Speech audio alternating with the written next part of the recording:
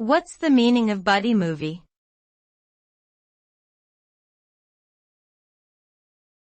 Buddy movie.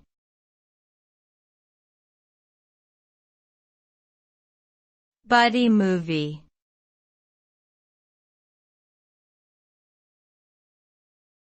Buddy movie.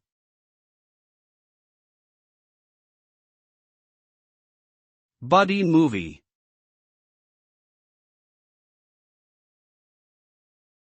A buddy movie is a genre of film that typically involves two main characters, often of the same gender, who are initially at odds with each other but eventually become close friends as they work together to achieve a common goal. The genre has its roots in action and comedy films of the 1980s and 1990s, and has since become a staple of popular cinema. Buddy movies often feature witty banter, high-stakes action sequences, and a focus on the evolving relationship between the two lead characters. These films are generally enjoyable, light-hearted entertainment that offer audiences an engaging story and memorable characters.